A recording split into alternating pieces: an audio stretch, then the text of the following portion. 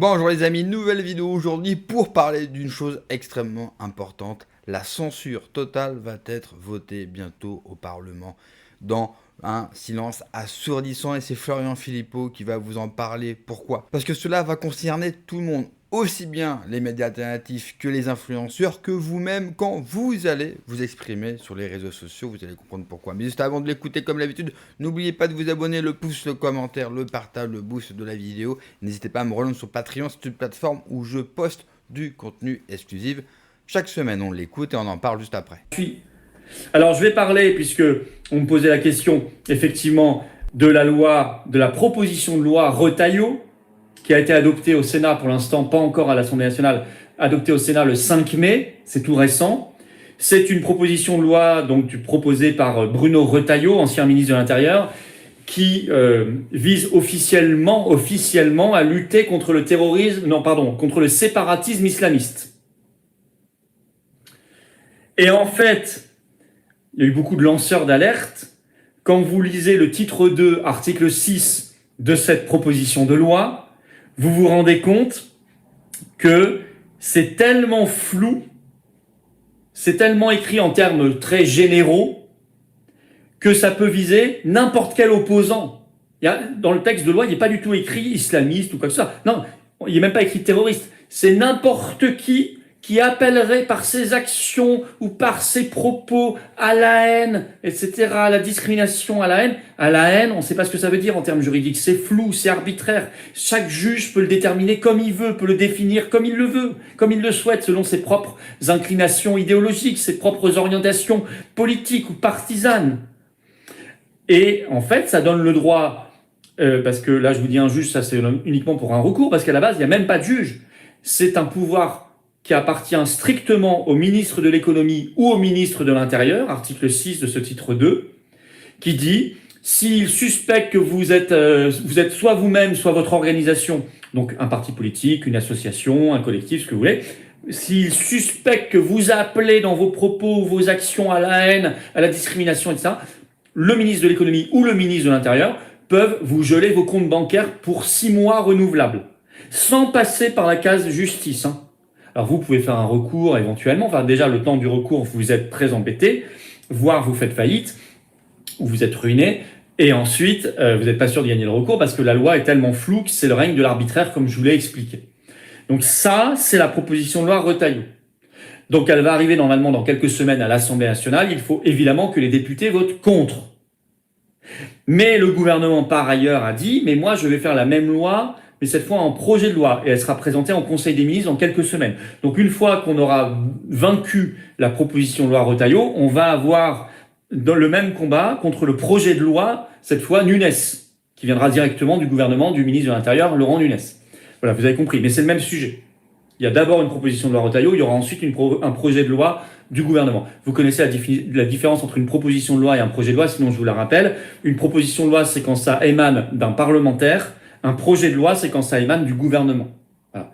Donc là, il y a une proposition de loi parce que ça émane du parlementaire Retailleau, mais ensuite, il y aura un projet de loi du gouvernement et porté par le ministre de l'Intérieur, Nunes, sur le même sujet. Voilà, donc si vous voulez, alors j'ai fait une petite vidéo là-dessus, j'ai mis sur Instagram, sur TikTok, sur X, sur Facebook, sur Telegram, partout. Bon, sachant que mon compte X comme mon compte Instagram, c'est le même arrobas, c'est @f-Philippot pour ceux qui veulent me suivre, n'hésitez pas. Et nous avons aussi notre canal Telegram ainsi que notre Discord des Patriotes, les deux après direct, vous les trouverez en lien sous la vidéo en description.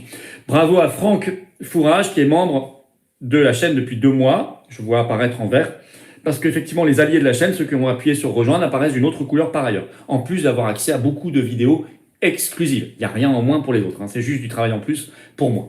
Voilà.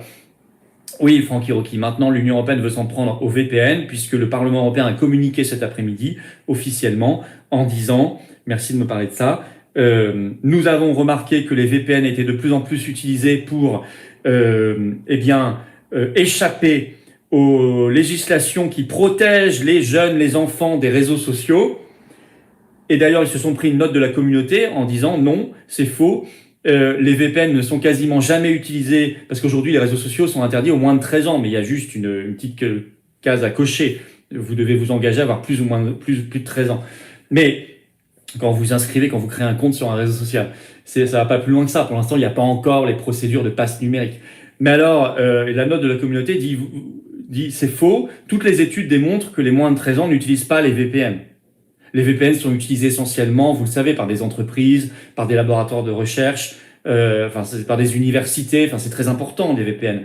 Et donc, en fait, on a la preuve que le Parlement européen, l'Union européenne, ment, ils se sont fait prendre la main dans le pot de confiture, la main dans le sac, ment, en fait, parce qu'ils savent que leur passe numérique va être contourné par les VPN. Nous, en tutoriel, Quentin nous l'a très bien expliqué, on en refera un bientôt de nouveaux tutoriels. Et donc, ils veulent s'en prendre maintenant au VPN.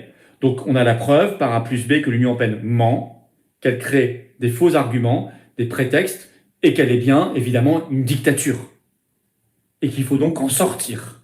Voilà. Alors ici, vous avez une arme formidable pour mettre à terre l'Union européenne, pour nous en débarrasser définitivement, et le Frexit nous débarrassera définitivement de l'Union européenne, car si la France sort de l'Union européenne, il n'y a plus d'Union européenne, instantanément. Nous sommes un pays beaucoup trop gros et beaucoup trop central pour qu'il en soit autrement. Pareil pour l'euro, si on sort de l'euro, il n'y a plus d'euro, chacun reviendra à sa monnaie nationale, ce sera très bien. Je suis d'accord avec Florent Philippot, il faut absolument sortir de l'Union européenne, mais ça, on sera tous d'accord, ça ne sert à rien d'en parler.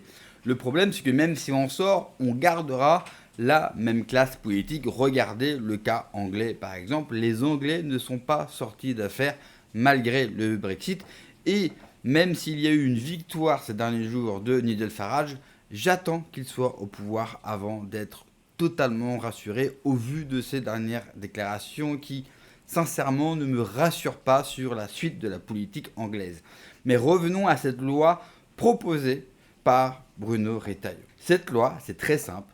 Elle pourra bâillonner n'importe qui sur les réseaux sociaux, moi en premier. Sous, bien sûr, cette fameuse condition qu'on appelle à la haine. Moi, j'ai pas l'impression sur la chaîne, d'appeler à la haine, mais comme c'est totalement flou dans ce projet de loi, il suffit que le juge soit de gauche et ne soit pas de mon idéologie, et il y a plus de chances de croiser un juge de gauche que de croiser un mec de droite.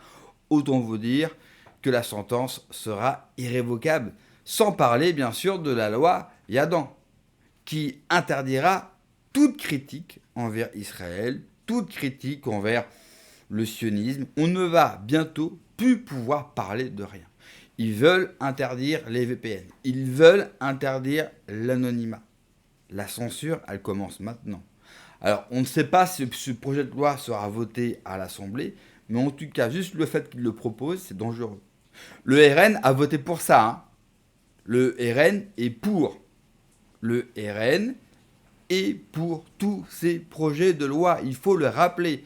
Il faut que les adhérents, il faut que les gens qui votent RN mettent pression à leurs députés, mettent pression sur les réseaux sociaux pour que le RN se retire de ce projet de loi. Et comme par hasard, tous ces projets de loi arrivent un an à peine juste avant la prochaine élection présidentielle. Vous croyez au hasard? Moi, absolument pas. Je ne sais pas ce qu'il se prépare, mais cette accélération de lois, de censure et de contrôle de la parole libre sur Internet, moi, personnellement, m'inquiète. Car si cela continue ainsi, on ne pourra bientôt plus faire notre travail, on ne pourra plus au moins avoir une parole libre. Internet, c'était vraiment la dernière bulle de liberté qui nous restait. Donc entre la fin de l'anonymat, plus le contrôle de vos messages, plus la possibilité d'être condamné pour appel à la haine, cela fait beaucoup. Et moi, je prédis qu'un certain nombre, si tous ces projets de loi passent, un certain nombre vont s'auto-censurer. Beaucoup vont avoir peur. En plus, n'importe qui pourra aller porter plainte. Donc imaginez un petit peu la pression que la gauche, par exemple, va pouvoir mettre sur la droite. La gauche étant toujours unie, même s'il y a bien sûr des batailles au sein de leur groupe idéologique, elle sait serrer les rangs pour nous attaquer et pour nous censurer. Pour le camp centriste et pour la Macronie, c'est un autre projet. Eux, leur but, c'est de rester au pouvoir coûte que coûte. Imaginez le nombre d'affaires extrêmement importantes qu'on ne pourra plus évoquer. Parce que ça sera devenu trop dangereux. Et c'est aussi à vous, à tous ceux qui regardent du contenu de la parole libre sur Internet, de soutenir bien sûr vos chaînes, vos influenceurs préférés pour qu'ils continuent bien sûr à avoir une parole libre. Merci d'avoir regardé la vidéo les amis, n'oubliez pas comme d'habitude de vous abonner, le pouce, le commentaire, le partage, le boost de la vidéo. Prenez soin de vous, que Dieu vous protège. Allez, ciao.